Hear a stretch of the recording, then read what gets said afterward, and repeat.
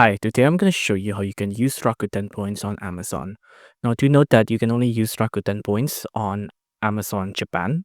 And I don't think you can sign up to Amazon Japan unless you have a Japanese number as well. But if you search up Amazon Rakuten points like this and you go to this website, like customer help, display, and then this one, right? Order with partner points. You can click on this link down here. The link is like amazon.co.jp/en and then shop with points, right? You can shop with any points you have in here, right?